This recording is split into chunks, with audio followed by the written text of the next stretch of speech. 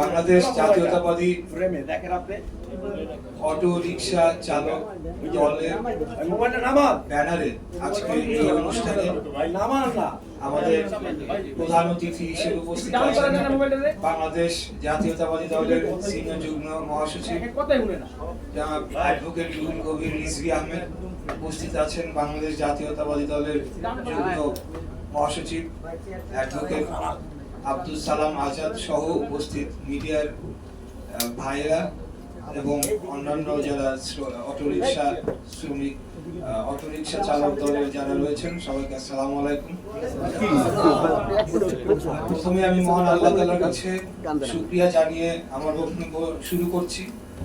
আপনারা জানেন যে গতকালকে আমি দীর্ঘ প্রায় 5 বছর আইনি লড়াইয়ের পর রায় পেয়েছি আমার পক্ষে এবং আমি ন্যায় বিচার পেয়েছি।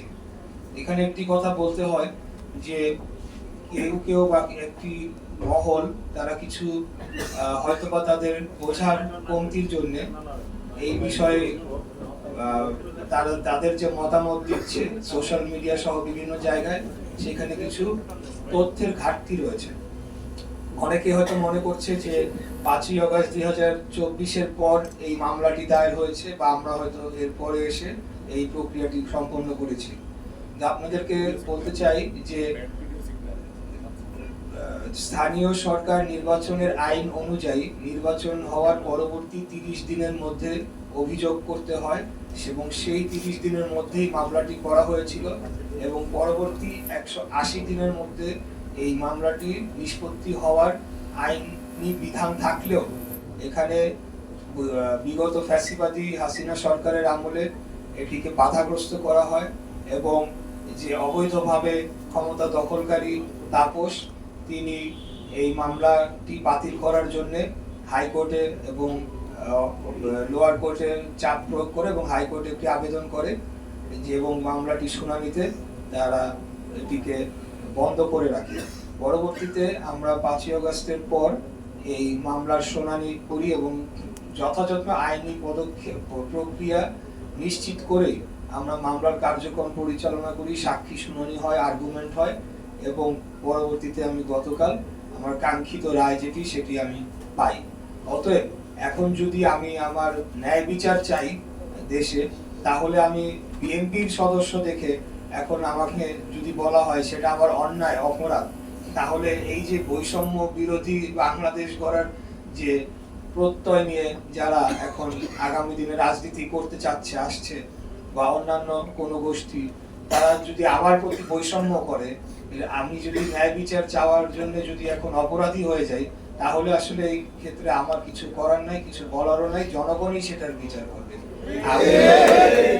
আমি এখানে সম্পূর্ণ আমার যে ন্যায় বিচারটি সেটি পাওয়ার জন্য আমি আমার কার্যক্রম করেছি। এই রায়টি হওয়ার কথা ছিল আরো 4.5-5 বছর আগে, 180 দিনের মধ্যে, কিন্তু স্বৈরাচারী শেখ হাসিনার আমলে এই রায়টি আমাকে দেওয়া হয় নাই। এখন আমি আমার আইনি প্রক্রিয়া সম্পন্ন করে রায়টি পেয়েছি। পরবর্তীতে যেটি ইতিমধ্যে আমরা গতকালকে আপনাদেরকে বলেছি যে এটা পার্টির হাইকমান্ড সিদ্ধান্ত নেবেন এবং সবকিছু বিচার বিবেচনা করেই সিদ্ধান্তটি নেওয়া হবে, সেই অনুযায়ী আমার পরবর্তী পদক্ষেপ আমরা নেব। আমাদের মূল উদ্দেশ্য যে আমরা যে একটা উদাহরণ রেখে গেলাম, এই যে এই আইনি লড়াইটা সম্পন্ন করার জন্য শুরু থেকেই আমরা লেগেছিলাম, তার মাধ্যমে অবৈধভাবে যে ক্ষমতা দখল করেছিল, একটা ভোট রিগিং করে যে মেয়র পদটিকে দখল করা হয়েছিল, সেটার বিরুদ্ধে যে একটা আইনি ভিত্তি প্রতিষ্ঠা করলাম, সেটার কিন্তু একটা সেই বিষয়ে কিন্তু কোনো অ্যাপ্রিসিয়েশন কিন্তু ওই মহলটি দেখাচ্ছে না। তারা ফোকাস করছে শুধুমাত্র যে আমরা এখন মেয়র পদে বিএনপি প্রার্থী যাচ্ছে এখানে, কিন্তু আমরা যে একটি আইনি উদাহরণ দৃষ্টান্ত স্থাপন করে গেলাম, সেটির জন্য তো তাদের আমাদেরকে ধন্যবাদ দেওয়া উচিত ছিল যে আমরা একটা আইনের যে শাসন সেটির জন্য আমরা কাজ করে যাচ্ছি। তো এটা হলো আমাদের মূল উদ্দেশ্য, মূল লক্ষ্য, যে আমি কিন্তু হারি নাই, আমাকে হারিয়ে দেওয়া হয়েছে, অতএব সেটা কাগজে কলমে প্রতিষ্ঠা পাক, সেটাই আমাদের লক্ষ্য ছিল। ঠিক আছে, এটাই হলো গিয়ে আমার ওই বিষয়ে আমার বক্তব্য। আর আমি এখানে আসলে বক্তব্য দেওয়ার কিছু নাই। আমরা আজকে অটো রিক্সা চালক, ভ্যান চালক যারা ভাইরা রয়েছেন, তারা বিগত আন্দোলনে তারা যে ভূমিকা রেখেছেন সেটা কিন্তু আমরা অনেক সময় ভুলে যাই। আমরা শুধু একটা জায়গায় আমরা আমাদের যে ফোকাসটা রাখি, এখানে অটো রিক্সা চালক, শ্রমজীবী মানুষ, রিক্সা চালক, ভ্যান চালক, এখানে মাদ্রাসার ছাত্র, প্রাইভেট ইউনিভার্সিটির ছাত্র, মহিলা, শিশুরা সবাই মিলে কিন্তু জীবন দিয়েছে এবং দিয়ে গণ-অভ্যুত্থান ঘটিয়েছে, বাংলাদেশকে ফ্যাসিবাদ মুক্ত করেছে। এখানে কৃতিত্ব যদি নিতে হয় সবাইকে ভাগাভাগি করে নিতে হবে, কেউ একজন এটার দাবিদার হতে পারে না। তাই তাদের পাশে দাঁড়ানোর জন্য আজকে আমাদের যে উপস্থিত সিনিয়র নেতৃবৃন্দের সহযোগিতায় আমাদের নেতা দেশ নায়ক জনাব তারেক রহমানের পক্ষ থেকে একটি ছোট ঈদ উপহার অনুষ্ঠানটা আমরা আয়োজন করেছি।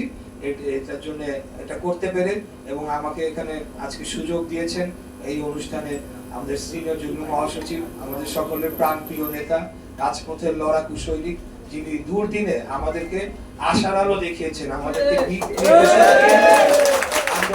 আমাদেরকে মানে পরিচালনা করেছেন, সেটা আমি নিজে সাক্ষী। একাধিকবার যখন খুনি হাসিনার সময় আমাদের উপরে একেবারে ক্র্যাকডাউন চালানো হয়, তখন কিন্তু উনি আমাদেরকে বিভিন্নভাবে যোগাযোগ করে আমাদেরকে অনুপ্রেরণা জুগিয়েছেন, আমাদেরকে উৎসাহ উদ্দীপনা জুগিয়েছেন। আমরা সেখান থেকে আমাদের আন্দোলন যার যার অবস্থান থেকে ওনার নির্দেশনায়, আমাদের নেতা দেশ নায়ক জনাব তারেক রহমানের নির্দেশনায় আমরা করেছি। তাই আমরা ওনার কাছে আজীবন কৃতজ্ঞ থাকবো, বাংলাদেশের জনগণের আজীবন কৃতজ্ঞ থাকতে হবে ওনাদের যে ভূমিকাটা। না করে সবাইকে ধন্যবাদ।